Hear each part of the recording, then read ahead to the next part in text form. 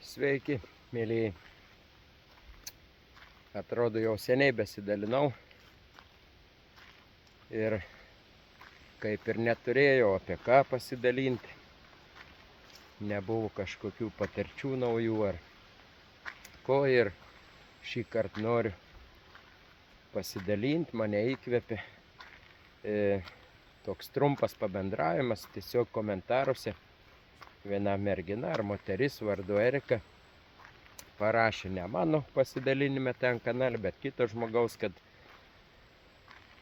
Dievas kaip ir toks daugumos žmonių supratimu, tai vis tiek, kaip pasakyti, ne žodis, kad negeras, bet ta prasme, kad kas jo nepriims, tai gali būti mūsų artimieji, jo vaikai, ar tėvai, ar dar kažkas, ką mes mylime.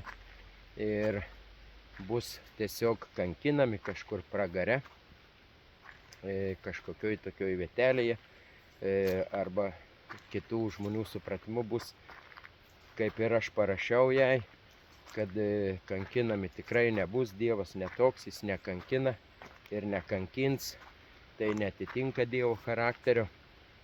Ir paprasčiausiai, kad blogis visas egzistuojantis, tai yra šėtonas ir visa, kas prisideda prie jo, ir bus tiesiog sunaikinti.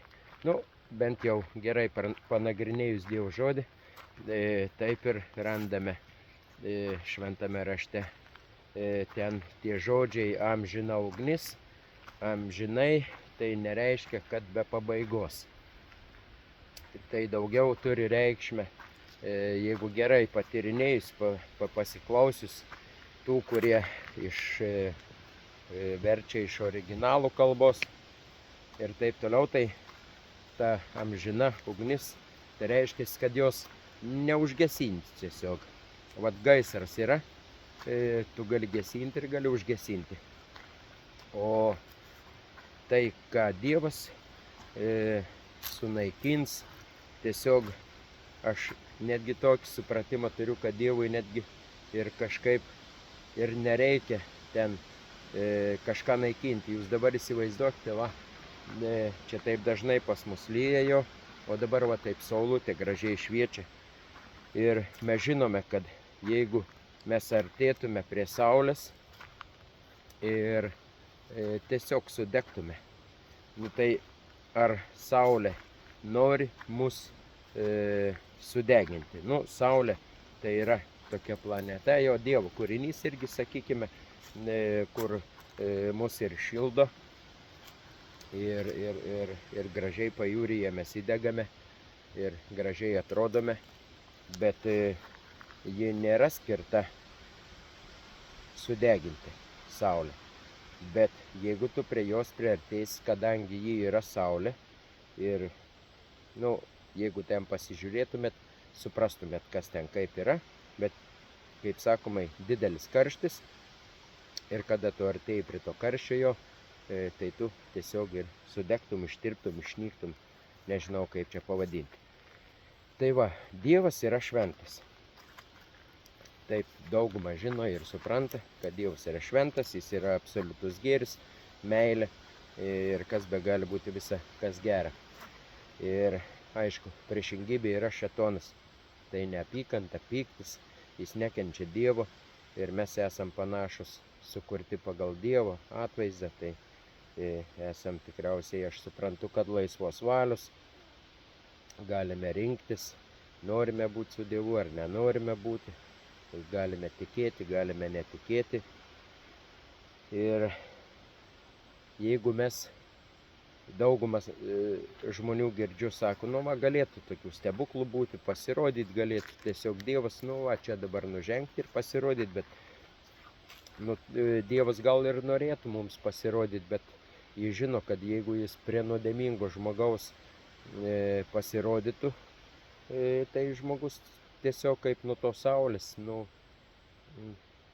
neišgyventume, mes vis tiek mirtume, žūtume, išnyktume, nežinau kaip ten, bet gyvybę tikrai prarastume, nes nuodėmė su Dievu niekaip nu, nesuseina jo. Ir taip kaip ir kada ateina šviesa, dingsta tamsa jo, ji negali tamsa išsilaikyti. Ji tamsa yra tamsu, bet kai tu įjungi jungiklį ir užsidega šviesa, ta tamsa tiesiog dingo. Nes kadangi atėjo šviesa. Tai va, ir mes, kaip aš suprantu, jeigu va, prie saulės, kaip minėjau, tai sudegtume.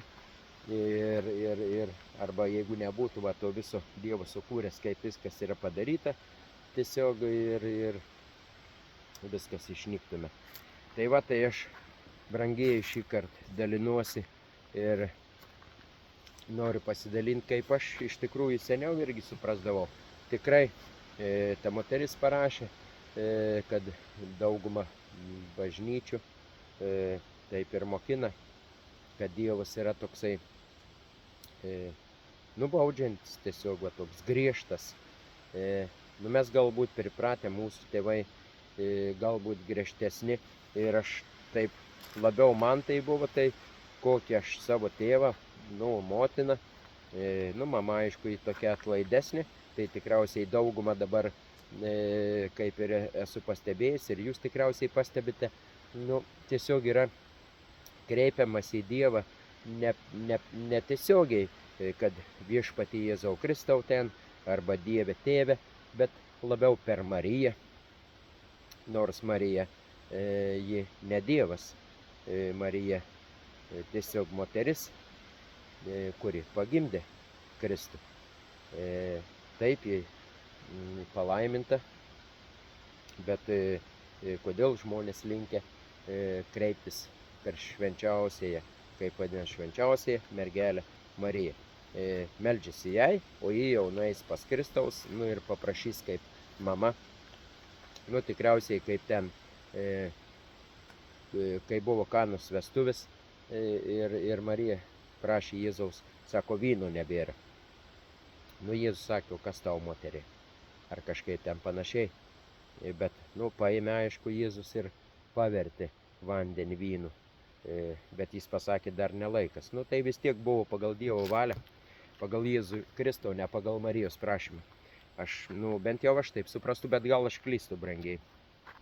Tai va, tokių visokių, ir kai skaitome Senąjį testamentą, Senajam testamente daug yra tokių vietų, galbūt, aš galvoju, daugumą krikščionių ir galvoju, o kam reikia to Senąjį testamentą skaityti, juk ten vieni karai, tik tai vieni įsakymai, daugiau ten eik, ten atiduosiu, ten užkariausiu, ten, nu vienu žodžiu, tokius ten Egipto bausmės, Dievas jo baudė ir viską. Ir kaip sakant, dar žmonės kiti sako, nu, o kaip tas Dievas, vat iš vis kiti, sako, kaip gali būti Dievas, nu, kadangi šitaip dedasi. Nu, mes žinome, kas dedasi jo čia pas mūsų žemėje. Tikrai, vat čia vieno brolio pasidalinimas geras, ar paskutiniai laikai, reiškia, aprašyti šventame rašte, kokie žmonės bus ten savanaudžiai, savimilos, nebeklausys tėvų ir taip toliau. Va ten su ta moterimi toks trumpas pabendravimas ir buvo. Taip yra parašyta apie tos paskutinius laikus. Ir o ar tikrai jie, bet aš ne šitą temą noriu paliesti, biškį nukrypau nuo to, ką norėjau. Tai vat aš tiesiog norėčiau pakalbėti, kaip jūs suprantate, parašykite, vat, o koks iš tikrųjų, o kaip jūs suprantate, koks yra Dievas. Va. A jisai, nu mes žinome, jis geras, taip atsiuntė sūnų, kad už mus numirė, mus atpirko. Tai va, bet o paskui kaip tai vis tiek tai va sunaikins, tai gali būti mūsų artimusis jo, o mes, sakykime, galbūt tėvai ten lanko bažnyčią, bendruomenį kažką, o vaikai nelabai ten su to Dievu nori reikalų turėti. Jie užsijėmė pasaulio reikalais ir mes meldžiamės, kad jie įtikėtų, nes norime, kad jie būtų taip kartu, jeigu mes jau tikime, kad mes esame išgelbėti per Jėzų Kristų jo, per malonę, iš Dievo malonės. Ir ar mes galime būti garantuoti, kad tikrai va, šitai bus. Nu va, tai iš kur ta garantija, nu, gal garantuoti ne, bet vat, tikėti, vat, kad tu išgelbėts. Kaip, vat. Aš tai vis tiek nusidedu, kad ir kaip aš besistengčiau būti geresnis žmogus, prašau Dievų, kad man padėtų, norisi nedaryti tų klaidų, tų nuodėmių, nu aš vis tiek prisidirbu, nu konkrečiai prisidirbu tikrai. Ir jeigu seniau kažkokius būdavo ryškesnis nuodėmės, tai galbūt kažkokių Dievas padėjo, nu tiesiog jų dabar nebedaryti, jau tų nuodėmių, bet atsiranda kitokios, kad ir gal mano požiūriu tokios menkesnės, smulkesnės, galbūt tu ten, nu seniau vogėjai, o čia nebevagi, žinai. Ir arba, kaip minėjau, ten kokį alkoholį vartojai, dar ką nors, o dabar, nu, tiesiog vat, atsisakei to blogo įpročio ar tos, kaip sakant, gyveni tokį blaivų gyvenimą, bet vis tiek ir būdamas blaivus kartais pasielgi neblaiviai. Nu, tikrai, vat, ir užpyksti, ir kai reikia atleisti, arba tave įskaudinama, visa, ką Dievas sako, visa, nu, sunku tikrai laikytis jo, visų 10 Dievo įsakymų. Mylėti tą savo artimą visą širdimi, nu, kaip save patį, atsiprašau, o Dievą mylėti visą širdimi, vat, o dabar iš kur žinoti, vat, brangiai, ar jūs žinote, pavyzdžiui, Dievo įsakymas jo, mylėk viešpatį Dievą visą širdimi su protu jo ir neturėti kitų dievų, va, o pavyzdžiui, sakykime, aš tai nežinau, vat, ar aš tikrai visą širdimi, nu, o kaip aš galiu dabar pasverti šitai, sužinoti, va. Tai reiškia, jeigu visą širdį, kas, sako Jėzus, kas mane myli, tas laikysis mano įsakymų.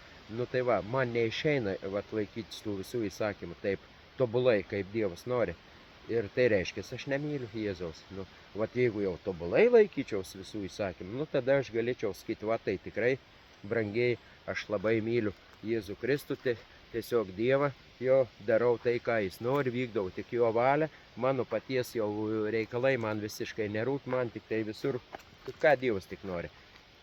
Aš tik tai ir darau. Nu, bet ar jūs galite taip, parašykite, o gal yra tokių žmonių, kuriems tai pavyksta, kurie sugeba. Tai vat ir dabar aš noriu sugrįžti prie to, kadangi vat, man neišeina taip pat tobulai, kaip sakant, kaip laikytis tų įsakymų Dievo ir nenusidėti, nu tai aš nusidedu, aišku, gailiuosi, atsiprašau, tikiu, kad Dievas atleidžia, o dabar iš kur aš tikiu, kad Dievas man atleidžia. Nu, sakykime, ten, kur yra bendruomenėse, nu, tiesiog, pasakykim, katalikų bažnyčioje, tai atėjai iš pažinties, atlikai iš pažinti ir tau pasako, eik, sako, nu, pirmas sako, gailėkis, tu mušiesi krūtinę, gailiesi, nu, kaip ten išeina jau, gailiesi ir tau sako, eik, tavo nuodėmės tau atleistus ir tau užduoda bausmikę, atliek ten, nu, ar čia bausmė atliek, nežinau kaip pavadinti, tiesiog sukalbi ten poterius jo kažką, nu ir eini savo ramus ir patikėjęs, kad tau atleido. Bet tau pasako žmogus, nu, žmogus tai yra ar kunigas, tokį teisį yra pasiėmęs, ar gavęs, ar pasiėmęs, nežinau kaip čia pasakyti, Dievo vardu atleisti jo. Bet, nu, man būdavo sunku patikėti tai žodžiais, kad eik tau atleisti. Ir aš vėl iš naujo prisidirdavau. Nu, dabar aš iš pažinties neinu, aš tiesiog, nu, supratau, kad reikia pažinti Dievą, jo charakterį. Ir iš tikrųjų, jeigu jis pasakė, sako, yra vienas tarpininkas tarp Dievo, tai yra, reiškia, Jėzus Kristus. Dievo sūnus yra tarpininkas, nu jis tik mirė ir jis tik gali, per jį ir yra nuodėmės atleidžiamas. Jeigu aš priimu Jėzų Kristų kaip savo atpirkėją ir noriu sekti būti jo mokiniu, stengiuosi, aišku, ne visados gerai pavyksta, ir ne iš karto, kaip man labai norėtis. Man norisi vakare nueiti gulti ir rytą atsikelti tiesiog tokiu tobulu. O tiesiog norėčiau būti nu, gal nuskambės ne kaip Kristus, žinai, nebūsi, nei vienas nebus kaip Kristus, nes mes net pirkėjas, Jėzus yra viešpats, ir kuris nepadarė ne vienos nuodėmės, nu, o mes nuodėmingi. Jeigu mums yra atleido, tai vis tiek mes jas kažkada padarėm, tas nuodėmės. Tai dabar apie Dievo tą charakterį, apie tą atleidimą, tai mes būsim čirškinami ten pragare ar nebūsime. Kaip sakant, ar mes, ar mūsų artimieji vis tiek. Nu, gerai ten, aš nepažįstu kažkokio Antano ten arba Petro, čia, nu šiaip vardus sakau. Sakykime, niekados gyvenim nesutikau, nu man širdis neskauda, nu jis ten degs tame pragare, nu ir degs, o ką, aš žinau, prisidirbo, tai prisidirbo, žinai, nepriėmė viešpaties, nenorėjo ir, nu, ir ką, ir man širdį neskauda jo.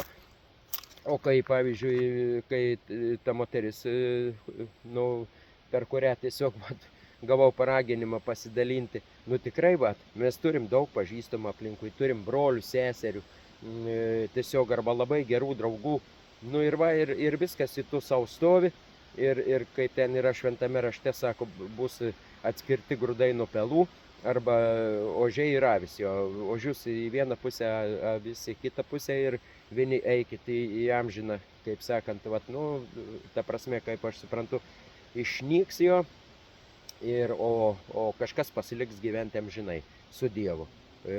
Nu, ten labai gera, ten, jeigu ten paskaitai, koks gyvenimas, tai nu jau žemėje dabar, kai esi su Dievu, jeigu vaikštai ir turi patirtį, tikrai bendrauji su Dievu, stengiasi gyventi, jau tikrai jauti laimę ir palaiminimą. Aš sakau per save, nu tikrai, bet aišku ir skauda, kada nusidedi, nes tu žinai, kad viešpatį skaudini ir gailiesi. Sunku yra, tikrai aš dar toks žmogus linkęs į priklausomybės, man didelės kovos, tikrai kovoju didelės, stiprias kovas, bet aš pasitikiu, kad Dievas man padės vien tikrai, kaip sakant, nu, nugalėti, čia ne ta žodis galbūt, bet išlaisvins. Kaip yra pasakyta, ką Jėzus padarė laisvu, nu tas tikrai bus laisvas. Tai daug apkalbėjau ir jau žiūriu beveik 20 minučių, tai dar kažkiek minučių norėčiau dar apie tai, kad pagal tos moters pasakym, kaip pasakė, aš nenoriu tokio Dievo, žinai, kuris ten, kaip aš galėsiu būti su Dievu, jeigu aš žinosiu, kad jis sudegino ten, ar sunaikino, arba, nu, kankina pragare mano artimuosius. Nu tikrai,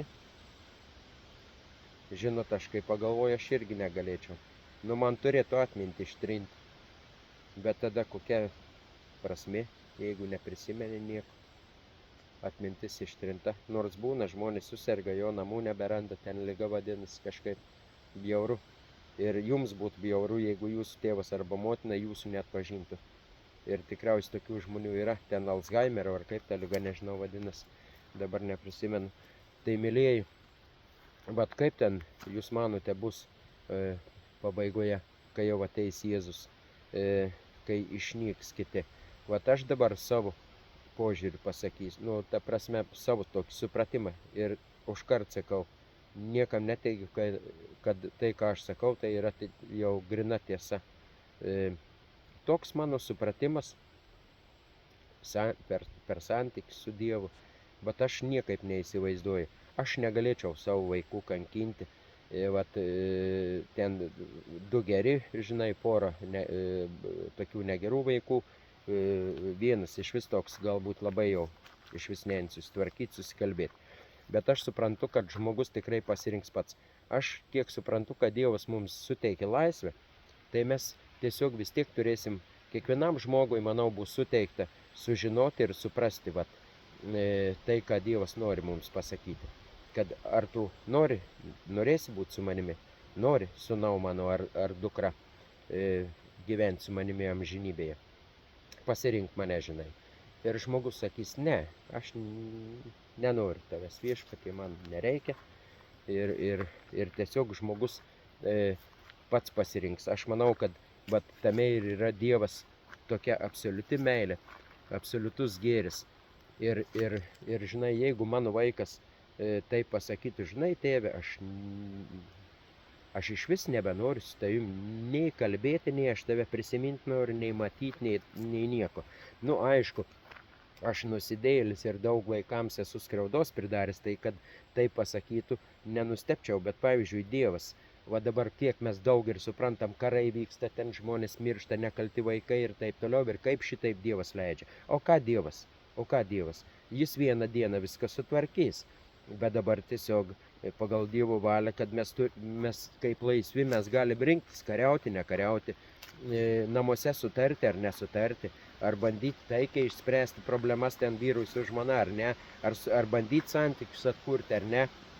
Ir pavyzdžiui, tie artimieji, jeigu teks pragare, kažkas gal netgi labai norėtų, kad degtų, nes todėl, kad neapkenčia savo brolio ar sesers, nes jis nepasidalino kokį žemės sklypų, kurį paliko tėvai. Tai kiek tokių žmonių yra? Tai gerai, jeigu tu myli ten juos, o tada tai bus aišku skaudu. Tai vat, mylėjai, tokiamis mintimis labai daug greitai galbūt, bet pavyko galbūt kažką suprasti, suvokti, ką aš norėjau pasakyti. Aš tai suprantu, kad Dievas tikrai nėra baisus, Jėzus apreiškia Dievo charakterį, jis yra tikrai atlaidus. Dievas yra, aišku, tvarkos Dievas, turi būti, žiūrėk, kaip viskas yra tvarkingai. Medžiai auga, saulelė, ten visa kita, pirmais dar buvo dar geriau, kol nuodėmė nepaėmė taip viską. Juk Dievas, kai sukūrė, yra parašyta, ir tai buvo gera, ir tai buvo gera. Viskas buvo gera ir tobula, kol nuodėmė neatėjo, o per nuodėmę mirtis. Nu ir ką tu gali? A Dievas buvo perspėjęs. Neklausysi manęs ir ten, mirtis bus. Nu va, dabar ir mirštame. Bet ačiū Dievui, kad mirštame vieną kartą. Žmonės miršta, tai užmiega iki to laiko, kol Jėzus ateis ir prikels, o paskui jau bus ta tikroji mirtis. Va, kur jau, kaip sakant, visiškas išnykimas. Tai tiesiog jau žmogaus pasirinkimas. Nenorėjai būti su Dievu, nenorėjai gyventi, nenorėjai su juo reikalų, nenorėjai ten būti geresniu, nes mes, kai augame, tai išmokstame visokius bitkų. Tas nuodėmes labai greit žmogus išmoksti daryti. Ten ir kažką pavogti labai daug mokytis nereikia, ir įžeisti, ir įskaudinti. Patys iš savęs galite suprasti, jo aš tai per patirtį turiu, man tai lengva, nežinau suprasti. Man ten kažką tokio blogo, tai labai lengvai ir greitai gaunasi. O pabandyk tu ten kažką gerą jau padaryti, o man jau tada Dievo reikia, žinot, nes nieko nėra pas manęs to jau gero.